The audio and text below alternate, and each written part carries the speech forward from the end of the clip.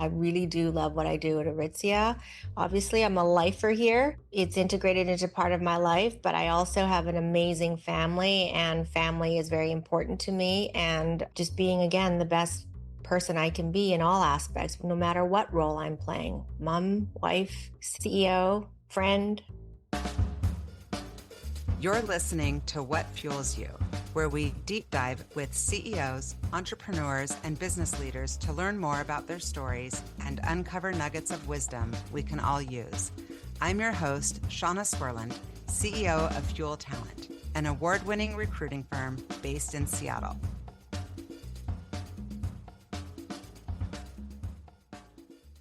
Today's guest on the What Fuels You podcast is Jennifer Wong. Jennifer is the CEO of fashion retailer Aritzia. She began her tenure at Aritzia in 1987 as a part-time style advisor, advancing her way through retail leadership roles to serve as president, COO, and chair of the executive committee for 7 years. She was elected to the board of directors in 2016 and appointed CEO in May 22. She has led virtually every facet of Aritzia's business, building critical infrastructure across people, process, technology, and space, and pioneering key strategic growth initiatives, including the expansion of distribution facilities, enterprise technology implementations, the launch of the e-commerce business, and the initial U.S. expansion. A visionary and results-driven leader, Wong has been recognized as one of Canada's top 40 under 40, a Glossy 50 honoree in 2023, an inductee into the Business of Fashion 500 in 24, and a recipient of Ascend Canada's 2025 Executive of the Year Award. She is also a member of the Business Council of Canada. She earned a BA in economics from the University of British Columbia. Welcome, Jennifer. So good to see you. Hi, Shauna. Thank you. Thank you so much for having me. Yeah, I know you're so busy. I'm hitting you out of the gate with some rapid fire. Vancouver is one of my favorite cities, so I need to get an inside scoop on what is the best restaurant or your favorite in Vancouver. Well, actually, Vancouver, for the size we are, we have so many great restaurants. And so right now I'm loving Published. I recently checked out is it Mott 32, which is actually, it's an international chain, but we have one here in Vancouver. I thought that was pretty good. Oh, I checked out Chez Celine, which is sort of a Oh, I've heard of that Quebecois. one. Yeah. Yeah, so good. And the people there are so fun. Yeah, I'm gonna come Yeah, visit. those are three that I would say. I'm coming. Are you a morning person or night owl? My watch says I am a late morning person, and I think that's probably accurate. So I'm not like Yeah. super duper early morning, even though my alarm does go off at 5:30. But I Oh, would say that optimally, I'm probably like a mid-morning sort of, yeah, are you like on a Whoop? what's that? That's the watch that tells you literally like your perceived age and your readiness score and all the Oh, craziness that can make your yeah. head like go It's too not on my heady watch. around. That's on my Aura ring. Oh, I your do aura that ring. tracks me. Yes, my cardiovascular age is 3 years younger this week. Yes. This You week. go, girl. What's your favorite Aritzia piece that you find that you just keep going back to over and over again? You know what? Sweat Fleece. And Sweat Fleece is having a moment for us right now. But we've had Sweat Fleece now for years. And I actually have a pair of Sweat Fleece that is probably 15 years old, the original TNA Sweat Fleece. I love my kids have so much of that TNA and it's just so buttery and yummy. I love it. Yes. You hate to lose or love to win? I love to win. I love to win. Yeah, I Yeah, love you're to winning. win. So you're doing it. Is there a book or podcast that you've recently listened to or read that you find yourself recommending? Diary of a CEO. Ooh, okay. If you weren't in fashion, what career choice would you be kind of making right now? When I graduated from college, I thought I would go into finance and banking. I wonder if I would have done that. Yeah, that sounds awful compared to fashion. That sounds horrible. I always knew I'd go into business, something in Yeah, business, yeah, me but I too. love But fashion, so this is I thought perfect. I would go into fashion because I was raised in Yes. that industry. So I'm kind of jealous. It seems like the coolest job ever. Okay. Do you have any nicknames? Are you like one of those Jennifers who's like, don't call me Jenny? No, growing up, I was called Jenny, and these days, I'm called Jen. Jen Wong, Yeah. all one I think word. I always think of Jen. you as Jen. Yeah. Yeah. So do your friends say Jen Wong, like one name? Yeah, yeah. People here call me that at Aritzia. That's kind of like my name, Jen Wong, all one word. I I love sometimes that. sign off Jen Wong, all one word, all It's together. perfect. Is that your married name or maiden name? Maiden name. Yeah, you have to stick with it because you've been there for so long. You're like, I don't want to confuse anybody. I'm Jen Wong. Exactly. Yeah. Is there a nighttime ritual for you with your kids? We kind of like lay side by side in the bed together and kind of chat about the day, I love actually. that. Yeah. I Yeah. find with working parents, there has to be something that kind of like brings us all back together. I like to catch up with them because they're kind of one word answers. They've gotten to the stage of one word answers. Of And course. How so was I have to, school? Good. yeah. So I make a point of really, let's talk about it. What were your three Yeah. favorite things today? What were your three That's worst actually really favorite? smart. And it's so sad that we need it, but guidance on like how to connect with your kids. Because if you do ask open ended questions, it's like, yes, no, good, bad. So that's good. So you grew up in Vancouver and you're still there. Tell me about your upbringing. And I'm asking the question about your kids because I'm curious, like how you're raising them versus kind of how you were raised. hmm I'm born and raised in Vancouver. I'm fourth generation Chinese Canadian on my dad's side. So my Wow. my family has been here relatively a long time, and some of the first Chinese to come to Vancouver. And so that part of my heritage, I'm very proud of, and sort of just recognizing and acknowledging that my family, my ancestral family, made the trip from China when so many decades ago to start a better life for the rest of us. And so I do Yeah. often think of that and in some ways pay homage to that and believe that that part is still with me. It's just that drive to strive for a better life and be better and persevere is part of my upbringing. At the end of the day, our family is all about love and acceptance and being the best human we can all possibly be. I And think it's that's so important that you're saying that because nowadays in this crazy world, I'm like, where is the parenting kind of values back to kind of like be a good person? It's so simple, but I yeah. love that you're saying that. And so when you were a kid, you said you kind of always thought you'd go into business. Was there somebody modeling that? Were you raised in a business family or medicine or like what did your family do? Well, my dad was in finance. He was a banker, and I always admired. He'd get up in the mornings, get into a suit. He seemed. I liked the idea of being in business. It just appealed to me. On my mom's side, they came over and they started. They were merchants. They started Chinese herbal stores here in the. Oh, In, wow. so I kind of feel like there is a retail. There's probably retail in my blood, honestly, and then there's the business side, and then of course I always had a passion for fashion. I just grew up that way since I was a little girl. I cared very much about what I was wearing. Even I remember at 6 years old, I had the corduroy pants, pull up corduroy pants in baby blue that I insisted on wearing every single day in grade one was like my first, like how much I cared about what I wore. And I just think it's all kind of come together into what I'm doing now. And I didn't, until you've asked me this, I haven't really even thought about how all of these things have actually kind of come together in terms of Yeah. who I am. And maybe that's why it just felt so natural and You've had this organic success yeah. that for other people, probably you're probably like, well, I'm just doing what I do, where other people are so in awe of it. You're like, this is just me. But I want to go back to the Chinese medicine, the herbal. Have you been raised? Because my friend in New York, Kia, her mom raised her with like no Western medicine. She'd never taken an antibiotic. She was so healthy. Was that part of your upbringing? Are you super into the herbal medicine, Eastern medicine? Ironically, no. My upbringing, as much as I'm talking about my heritage, my upbringing is quite westernized. Never ever took any Chinese herbal medicines until I was in my early 20s. I had a pneumonia. I caught a pneumonia. My cough was going on for so long. I think my dad actually was like, "Okay, I got enough.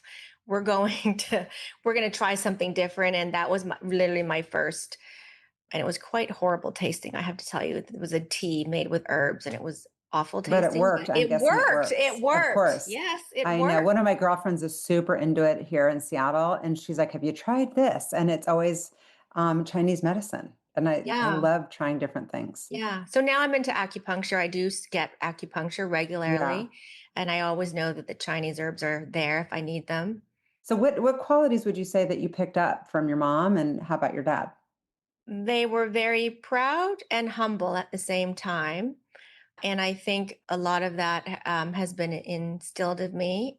They're both very hard workers, very stoic, and in particular, my mom, very, very stoic and not, they, they did not complain. They didn't complain about anything. So I think I'm not, it's not that I complain, but I don't complain, but I think just putting your head down and working hard, and my mom used to have a saying, it is what it is. And so that kind of mentality, it is what it is, get through it, figure out a way. Figure out a way is Hmm. probably really something that has been part of a sort of a core of me. Right. And the helicopter parenting now, the different parenting that's like remove any obstacles that could potentially create discomfort for your kid is like such a different way of thinking. And I miss that old school, like pick yourself up, you got this, you're good. It is what it Yes. is. Yes. Yeah. Yeah. I do try to, not nearly as much as my parents, but I do try to still have those conversations with my kids too Yeah. about, when they don't want to do something and life's rough, but trust me, it's Get not some really rough. perspective. Yeah, Yeah, let's give you some perspective here.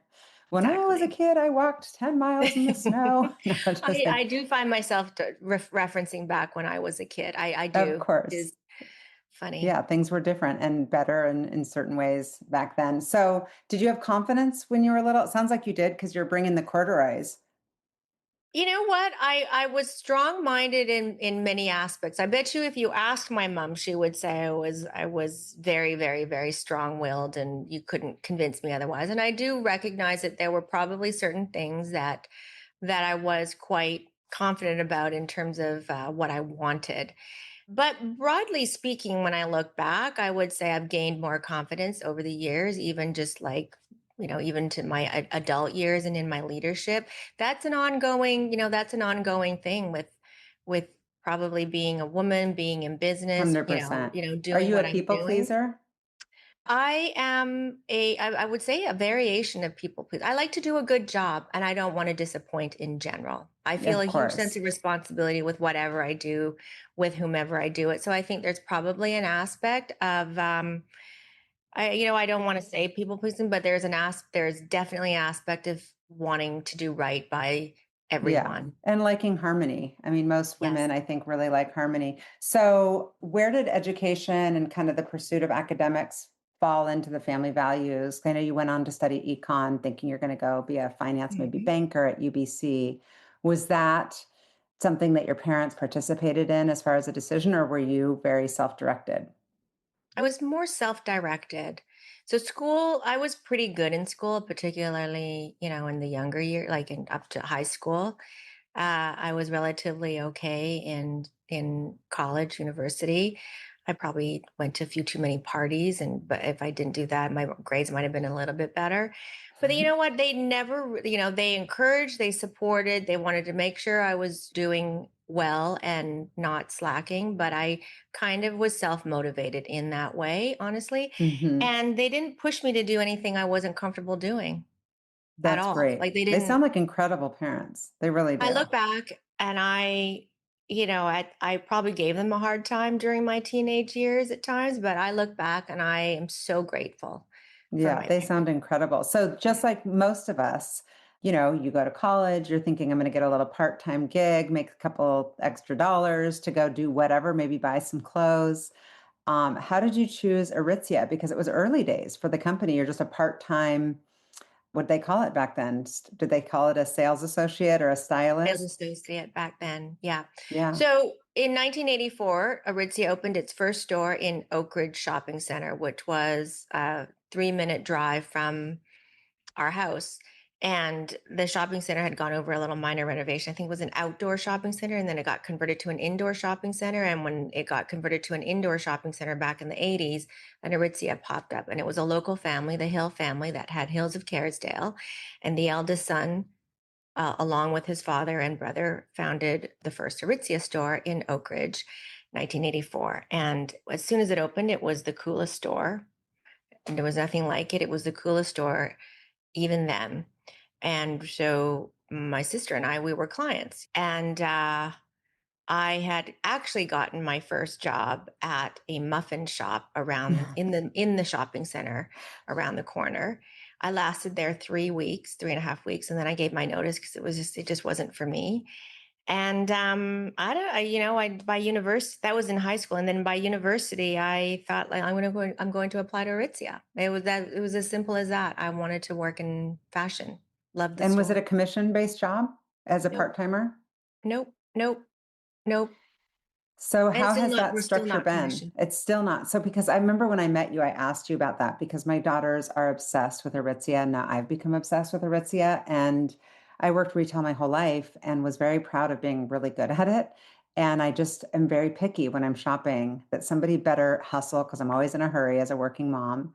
And I also understand what it looks like, what good looks like. I have never had a better shopping experience than Aritzia because there's this vibe of like, you are shopping with someone who gives you their opinion, but also they're hustling enough that you think they're on commission, but then there's a group effort happening. It's very seamless. How did you guys come up with that? And what is that formula?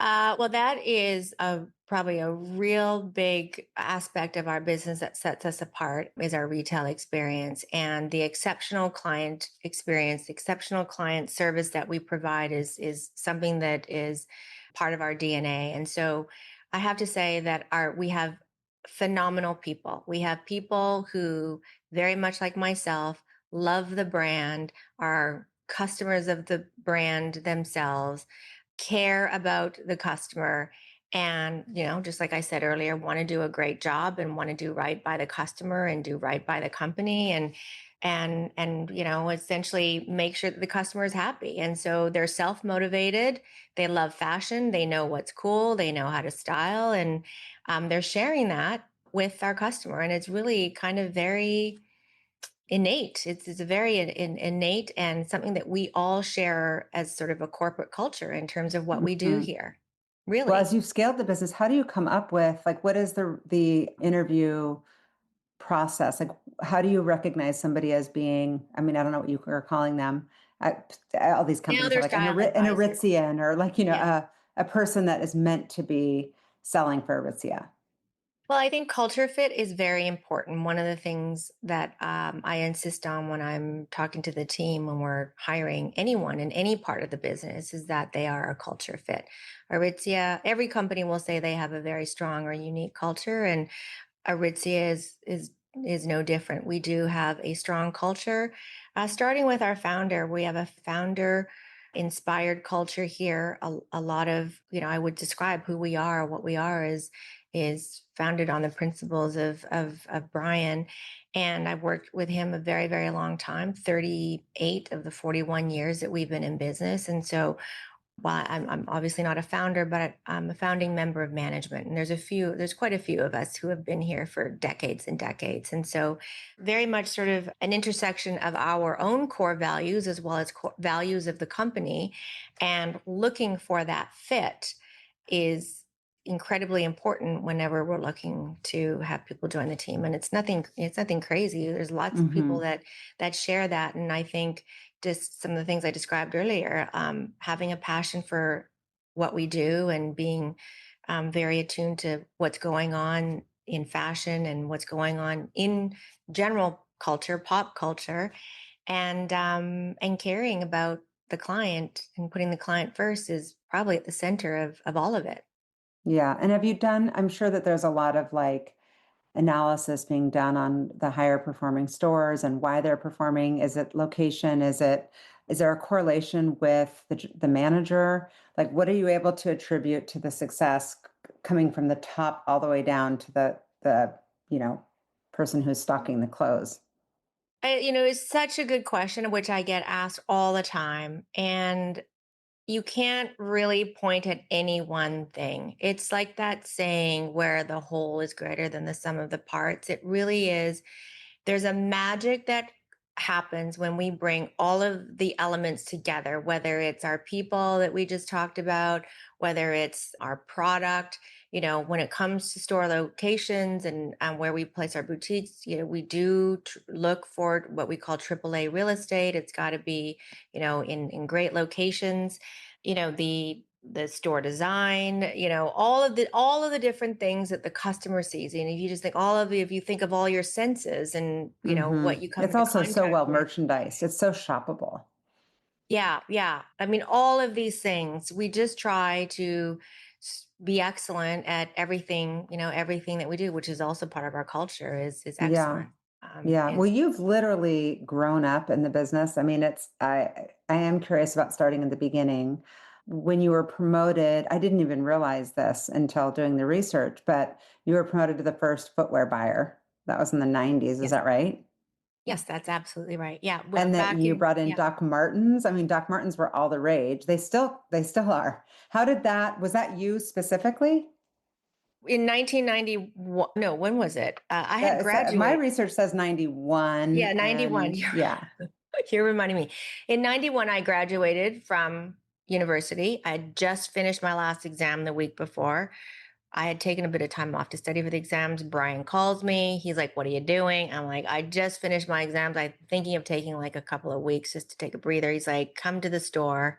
At the time, it was the Hills of Kerrisdale. So he's like, "Come to the store and write an order with me." So Hills in Aritzia was one of only four accounts in all of Canada that bought Doc Martens direct from the factory. Everybody else who was retailing the shoes had to go through a distributor, which is not, it was just very typical. But the fact that Hills/Aritzia had the connection, the relationships directly with the factory and was buying direct is quite something. So he had just, gotten that arrangement and then invited me after hours to write a purchase order. And I think I impressed him with my computer skills at the time. I remember we had to fax it. It was so long ago. We had to Of fax course. the order, Yeah. and he didn't know how to work the printer, or there was no printer. I can't remember, but we couldn't print it. So, and this is maybe part of like how I am. It was like, okay, well, like, okay, well, what are we going to do? Let's think. Yeah. All right, let me take a floppy disk, let me copy it. I'm going to get in my car, drive home, I'll print it on my printer, drive back, and then we'll fax it. So it's just kind of like that This kind of, resourcefulness. Yeah. just like resourcefulness and just get it done and figure a way and do whatever it takes. And not that that was a huge sacrifice, but just, thinking outside of. Putting him in a position where he could go, oh, good, there's somebody next to me who's got it. So that's what happened. And that was the Yeah. start. And then he And offered so me at a job. that point, when he calls you, were you even thinking at that point, I'm going to come do this full time? Or were you trying to assess your different options? Now you've graduated, you just finished your exams. Yeah, he offered me a job, and I accepted because it was very compelling, and I thought it was exciting. And being a buyer is very, very cool. And Yeah. so I accepted. Yeah. That's so cool. And so a few years later, then you get promoted, VP of operations, Yep. and kind of held to the task of helping with the Canadian expansion. What were the growth plans at that point, and how did the name Aritzia come to be?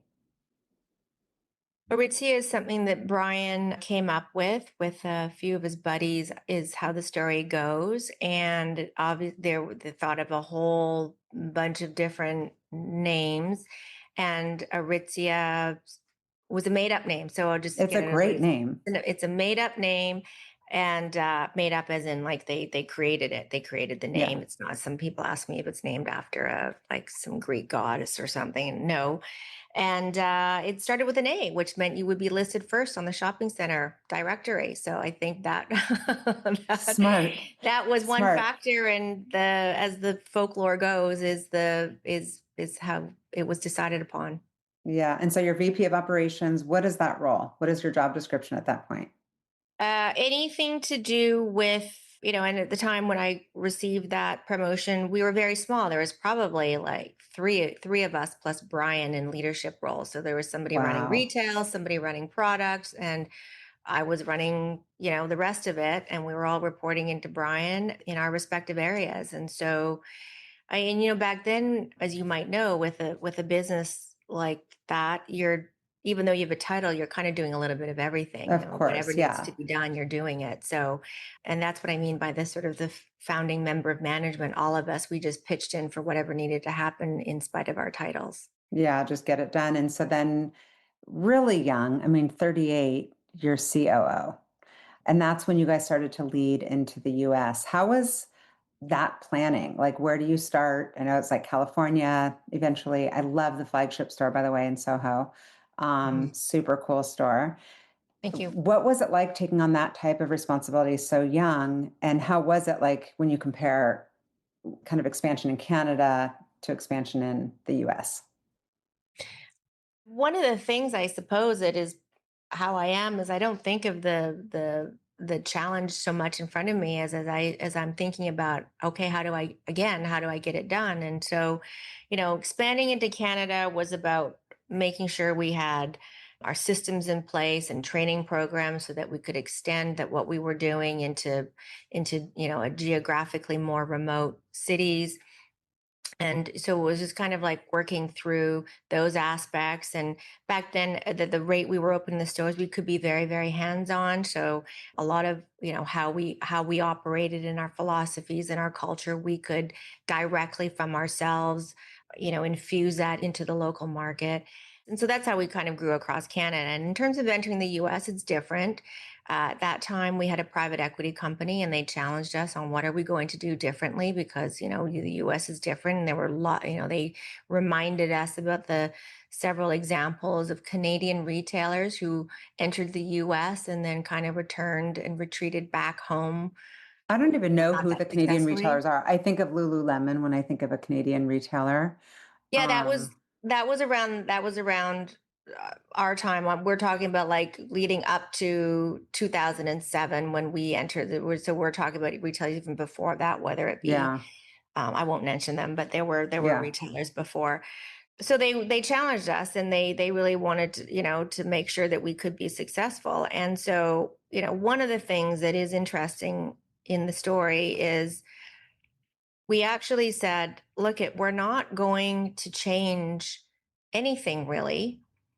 And then we were being challenged on things like, our sizing range and, our product assortment. And we said, we're not going to change anything because there are all of these retailers and brands that went into the US and ended up retreating back to Canada. And we want to see if we've got proof of concept with our brand with Aritzia. And if we change something and it doesn't work, we won't know if it Yeah, you've didn't got to work hold steady one because constant. Yeah. yes. Was it because we changed something, or was it because fundamentally, our value proposition didn't fly? And so I think that was probably the first thing that was, a key decision was have that let's go in with what we know and has made us successful here in Canada. And at the time, there were lots of US retailers were already in Canada. So, in response to like the competition is different or more there, yes, there is more retail in the US, but a lot of the retailers that we would be competing with in the US are some of the same retailers that are in the shopping centers here in Canada. So we went in with that mindset, and certainly we've learned and honed along the way. We know that there are more regional differences and all kinds of things like that in the years since, because this is back in 2007 now. And so, the good news was we opened two stores pretty much within 3 weeks of each other. The first and second one being in Bellevue, which is right near you, Bellevue, Washington, Oh, and yeah. We spend lots of time in that store. and just outside of San Francisco in California. And I remember product wise, I remember, I don't know if it was a month, 2 months, 3 months into opening of our stores, and we had a big meeting in the boardroom. And the product team rolled in 2 rolling racks into the boardroom to show what was the top sellers in Canada and then the top sellers in the US. 1 rolling rack for Canada, 1 rolling rack for the US.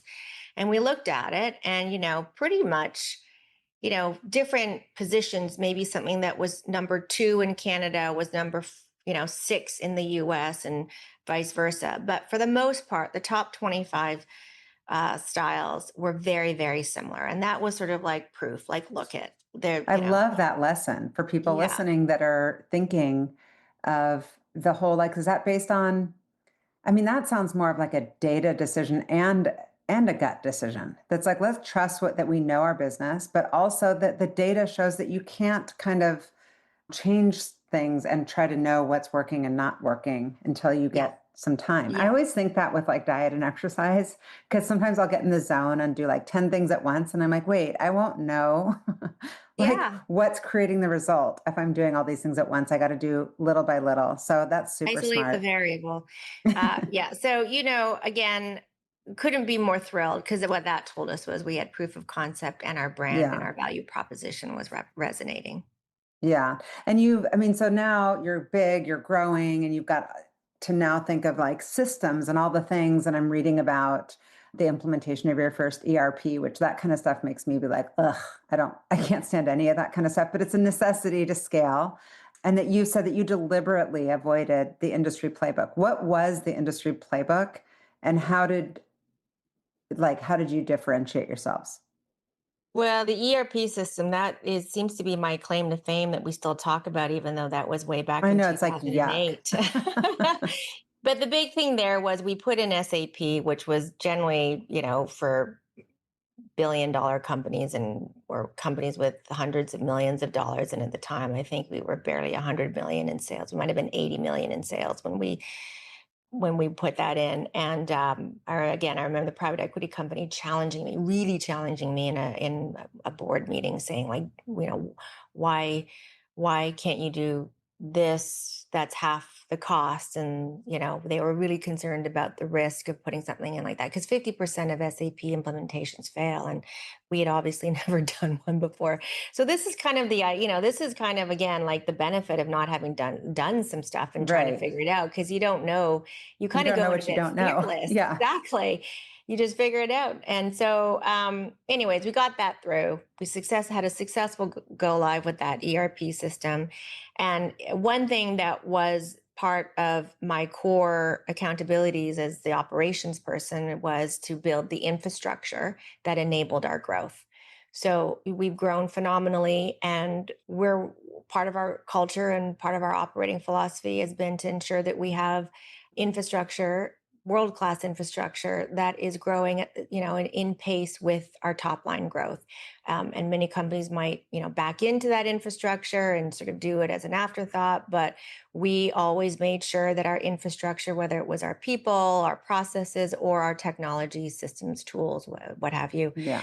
grew lock and step. And I even in some cases liked to grow slightly ahead of the curve, just so that we could be ready.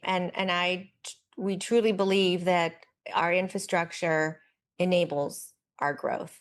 And It's incredible leadership, because sometimes it can be, especially when you've got private equity in your ear, or after you IPO'd, which we'll get into, but the pressures from the outside are all about margin and protecting the margin. And as invest, it's sometimes there's a discrepancy there on like what the values and the goals are.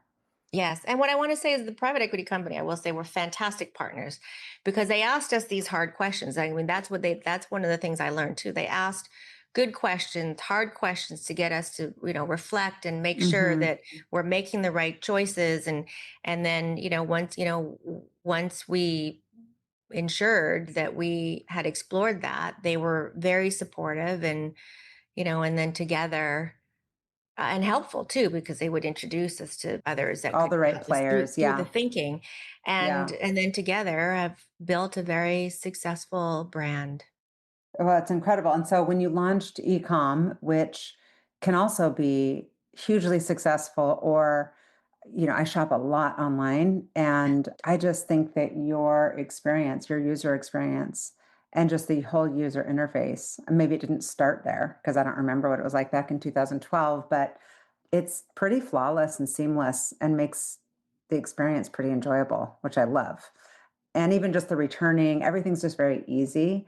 Mhm. How has that business, such different business than brick and mortar, how has that business been running that versus running the stores? Mhm. Well, it is different. Our heritage is in retail, and we did launch e-commerce in 2012. And if you think back to 2012, um, there was a lot of retailers that already had well-established e-commerce sites. So we certainly weren't the first to the party, but Yeah, what I was actually we, surprised it was 2012 because yeah, I thought it was going to be maybe 2008. yeah, exactly. So, that's a very good point. We were growing through our retail boutique openings, and then with the popularity of e-commerce, we had to have an e-commerce site. And so, how we approach things, is we might not be the first to it, but we certainly want to try to be an industry leader in it. So the time delay has benefited us in that we were able to figure out, okay, how do we want to do it? Let's kind of analyze, what do we think is great? What do we think is not so great? And then let's come up with what would be Aritzia's perspective on online shopping. And one of the things that we did do, as it relates to user experience, and we had the first responsive website in fashion. And by responsive, meaning like no matter what device you were on, whether you were on a tablet or on a desktop or mobile, the website would respond to the device. And so back then in 2012, being one of the first to do that, we had an editorial aspect to it because we had a whole like online magazine. Like these types of things, I think set us apart and Yeah. differentiated us and was great for the client. Fast forward to today, we've obviously iterated our website, and we're on a new backend platform, and certainly evolved the design, the digital design. And what we're really looking forward to now, in a couple of months, we'll be launching our new app, mobile app, which is a Ooh. whole Well, different experience. I can't wait to download that. And I know e-commerce kind of really helped because obviously during COVID and people couldn't shop, your business was, growing 100% huge. online during that time. Yeah. 100% online. And then where does TikTok fall into all that? Because of course I've got a 18-year-old daughter and a 15-year-old daughter, but that's today. I mean, for years we've been shopping at Aritzia, and I remember when it was just all about the Super Puff. I mean, it was all about the Super Puff.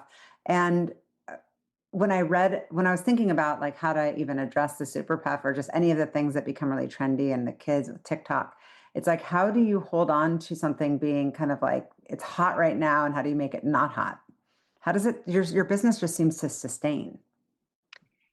Yes, one of the aspects about Aritzia and everyday luxury is that there is a time, there's value, high quality, a timelessness to the style. I know so many people that buy something one season and they're wearing it for several seasons going forward. I even had one woman tell me how her daughter now is wearing her clothes from, like, I don't Of know, 10 years course. ago. Yeah. So that really really makes me proud because that really speaks to what we're trying to share with our client in terms of everyday luxury, is that Hmm. we're not trying to be trendy. In fact, like, trendy to me, we're not fast fashion. Like, for instance, we're Right. not That's why I'm able like, how to, that's almost like bad yeah. when it goes too viral, but then you're like, we can't help it. They want it. They love it. Everybody's posting about it. But yeah, Yeah, and for those things that does go viral, they have a longevity. So the Super Puff has been around. I think it's going to be 10 years. We're going to right. be celebrating our 10-year anniversary on the Super Puff next year.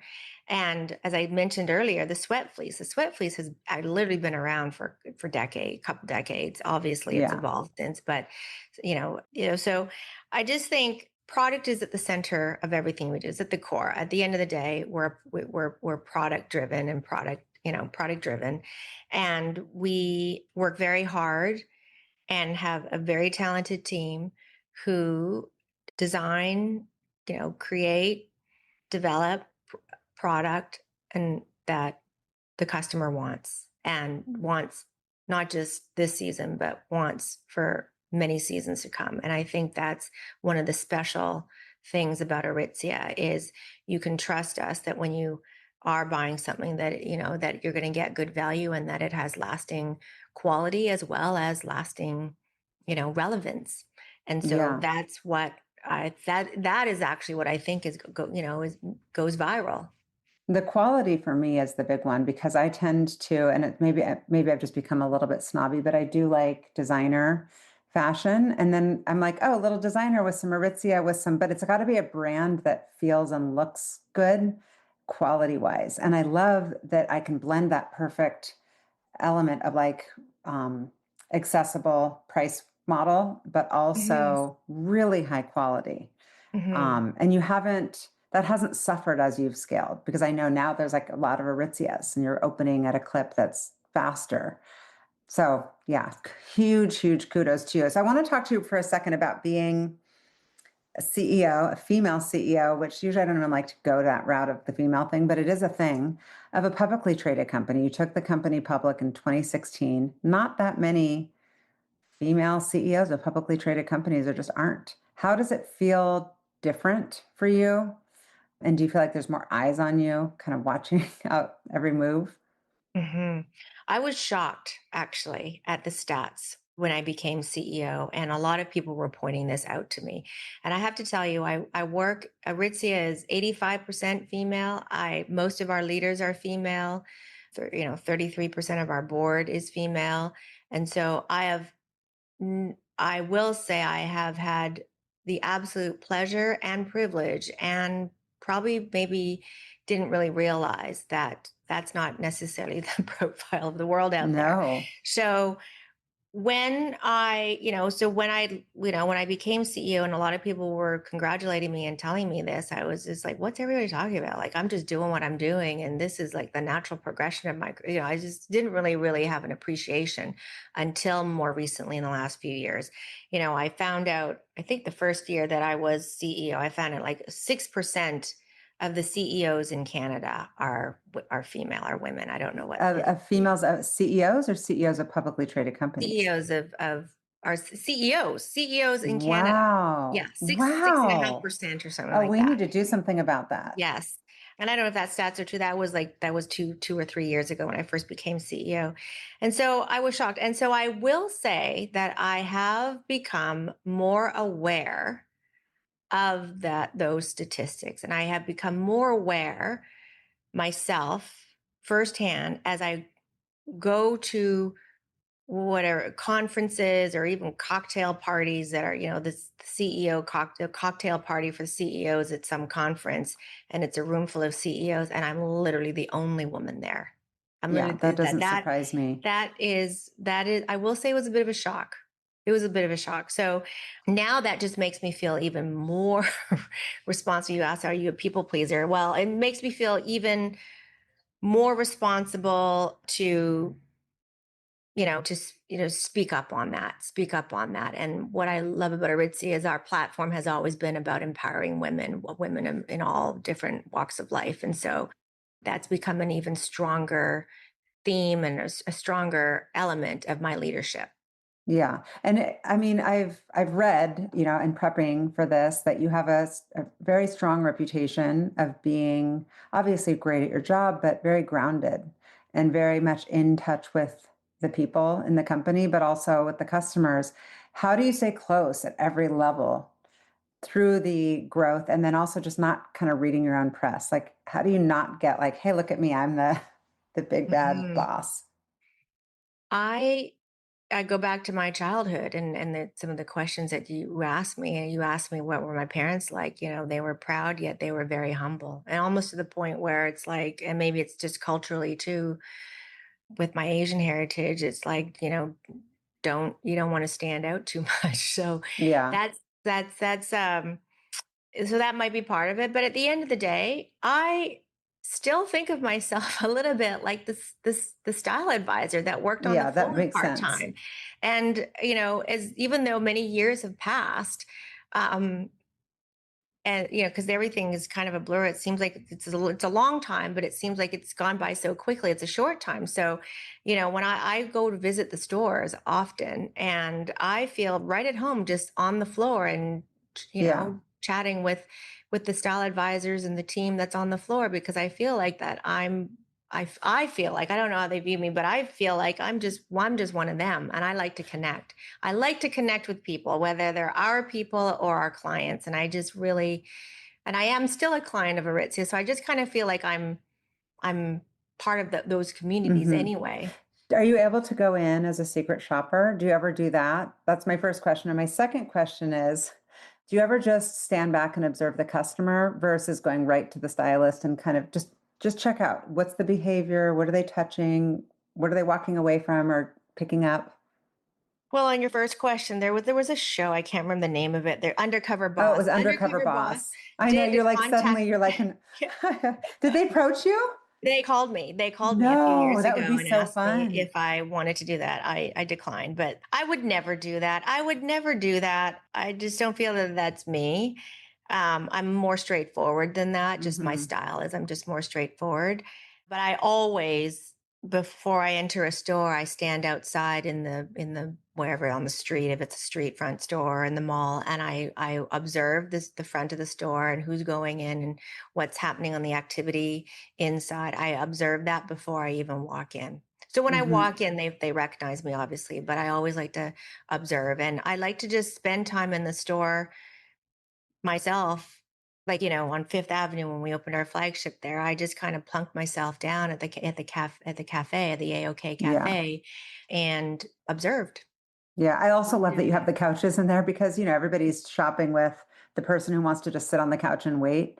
And it makes it so great when my kids are taking a long time or if I've got my husband with me and he's not down to like walk around. It's very comfortable. It feels like you're kind of in somebody's living room, but you're also around all these beautiful clothes. Okay, I want to ask you a product question. When you think of the different verticals, the different aspects of the business, the in-house brands, Wilfred, Babaton, TNA, Sunday Best. Did I name all of them? We have other brands in the collection. So we have the effortless pant, we have the super puff. We Oh have yeah, so on there's the tour. super puff. Yeah. So yeah, Yeah. let's But add in the super puff. Is there a word that you think of? Like when I say Wilfred, what do you think of when you hear that word? I think of Yes. romantic French, Yeah. Like I picture Paris, little Paris. flowers and yes, I do too. And Babaton. I literally can picture my kids' clothes, by the way. They have Babaton is, yeah, I wear a lot of Babaton. Babaton is professional, stylish, professional, and flattering. that's what I would wear. Yeah, very flattering. That's what I wear. That's what I wear to work. Was what I wear to the office. Tailored, impeccable construction. I got to go into my closet and grab my clothes because there's a few of them that I'm like, I look good in this. This is like, I like it. What about TNA? What word do you think Oh, of? TNA's fun. TNA's lifestyle, a bit more, yeah, lifestyle, active, fun, younger, maybe. I also think of it as a little bit street, like it's kind of cool. It's like the Yes, edgy girl. yes, What yes. about Sunday Best? Sunday best is young fashionista. Young fashionista. When I think of Sunday Best, because the girls, my daughter who's 15 last year when she was going to a dance, we got her a Sunday best, but like 10 girls had like the same dress. And I Oh was like, you no. can't all wear the Sunday best like dress, but everybody wanted the same dress. And there was a little bit like claiming who gets to wear that dress, the Oh my same dress. It God. was like That's too very cute. funny. They all wanted the same thing. Okay. Before I let you go, I just have a couple more questions about you personally. How do you find balance? Or is that just like a ridiculous concept? Some weeks overloaded on one thing, and it could be the family. On some weeks you're overloaded. You got, an intense work week. I think in the end, everything does balance out. But for me, that's just my life. I'm doing, as long as I'm doing what I love to do in all aspects of the wheel of life, I'm happy. I'm happy. And I will say I really do love what I do at Aritzia. Obviously, I'm a lifer here.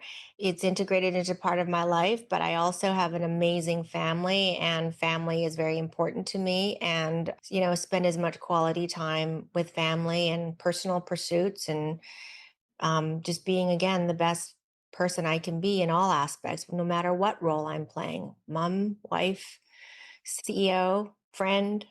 colleague, just seizing the moment, whatever the Yeah, case you may seem be. very, very, I mean, obviously we're on a podcast, but I've also met you personally and spent time with you before knowing your role. And you seem very present, which is incredible given all the things that are probably going on in your brain at one given moment. And you also seem like you're still learning and growing and get energy from work, which is very cool. You don't seem burnt out. Some people are just like, you seem very energized by Aritzia. Oh, God forbid. No, no, not there yet. Thankfully. Yeah. And I do know that I have a learning kind of streak to me too. I love Yeah, learning. I I love, can yeah, tell you have that, trying. curious energy. So Mhm. my final question is, what fuels you? People, people. In fact, just even this podcast, which I think this is only the second podcast I've done in my entire life. I think talking Oh, to you're crushing people, it. talking to people and connecting with people is my energy source. That's what gives me inspiration. That's what gives me motivation. That just is what energizes me. Thank you for listening to the What Fuels You podcast. If you'd like to check out past episodes to hear from more business leaders, go to fueltalent.com/podcast. And if you have a minute, please leave a review and rating on your favorite podcast app, or share this episode with a friend or colleague. Please share any feedback or interview suggestions for other guests by sending a message to podcast@fueltalent.com. I'm Shauna Swerland, and thanks again for listening.